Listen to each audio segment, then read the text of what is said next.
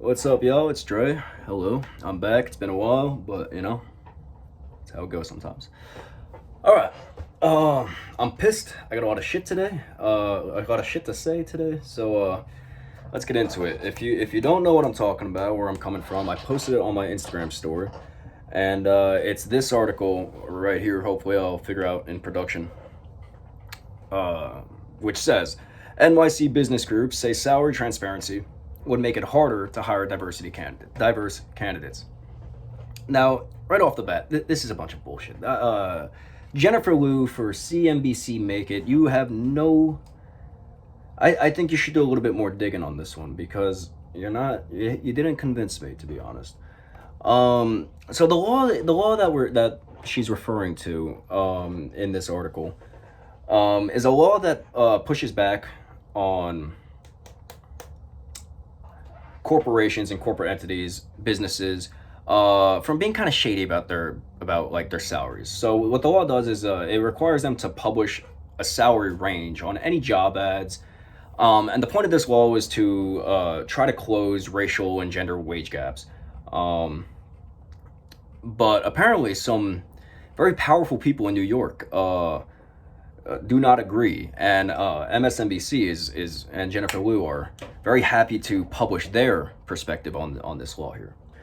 See, they say that they're concerned that it will hire their diversity efforts in hiring.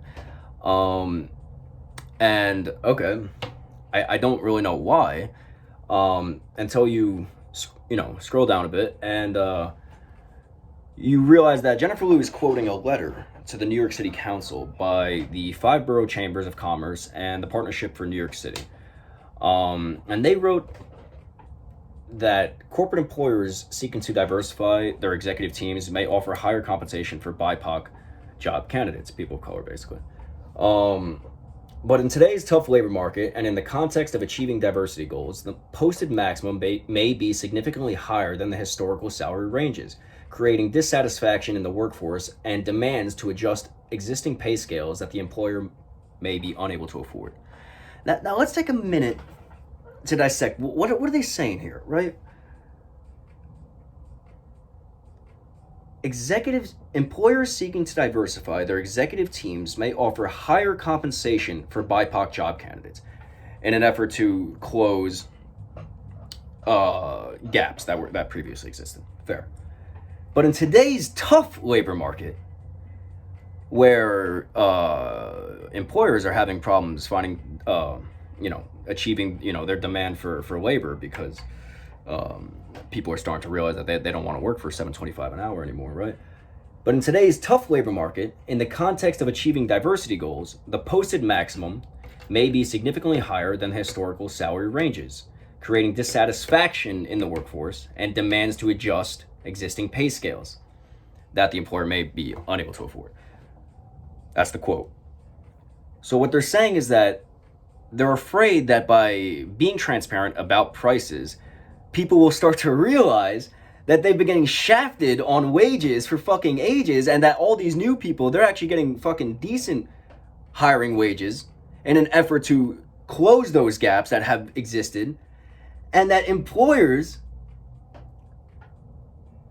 are afraid that there will be dissatisfaction amongst the workforce, because of course there will be when the workforce starts to realize that they've been getting absolutely fucked for the past couple of decades, right? And make demands to adjust existing pay scales that they say the employer may be unable to afford, but what they should probably say is that the employer will probably have to do that and actually take a cut on profits, which is of course the things that's just the line right there. That's the line we'll never cross. We'll never cut profit to pay fucking employees a decent fucking wage. I guess that's just not it. And that's my fucking problem with this story right here. Is that it's all about using the veneer of progressivism, using the veneer of caring about diversity in a way to combat a law that actually promotes, labor and it is labor focused and is socially focused around labor. And it's not just labor focused. It's socially focused. It was a labor focused measure intended to fix social gaps that have existed for a long time, right? So it's real good law, but these guys, they think they're so clever. They think that we're not going to see that you're trying to use diversity as a wedge against worker focused measurements, right? So this right here is a way in which it's like the opposite of intersectionality. It's like intersectionality, we all realize, you know, like, oh, like here are like social ideas, here are, you know, some progressive ideas, here are some gay rights ideas, here are some trans rights ideas, all these different types of ideas that have all been victimized by, you know, the structure that we live under. And we're all supposed to say, okay, well, we could band together and help each other out to make a society that's better. But this is like the opposite of that. This is using like the idea of progressivism in the sense that like we want to promote diversity as a wedge against workers focused values and labor laws, right? So like it's quite the opposite of intersectionality, and it's quite dangerous because, you know, it's quite easy for liberals to fall for these kinds of things. And, you know, most of Americans are liberals, even conservatives are liberals. If you got questions about that, PM me, I'll answer that some other time. But most Americans are liberals. Most conservatives are liberals, most Republicans are liberals, most Democrats are liberals. We just use words wrong in this country. So people will look at an article like this and say, oh, well, I guess we have to take away that social policy because we don't want to hurt diversity. But that by taking away this policy, to take away a law that supports labor would be anti-progressive.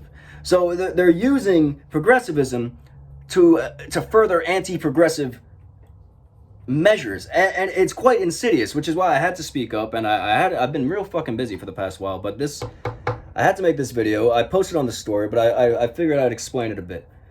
Don't fall for this shit. Do not fall for this shit. All right, that's it for me. You could read the rest. I didn't enjoy it at all. But yeah, I'll see you in the next one. Don't know when it's coming. Peace and stay safe, and yeah, pay attention. Bye-bye.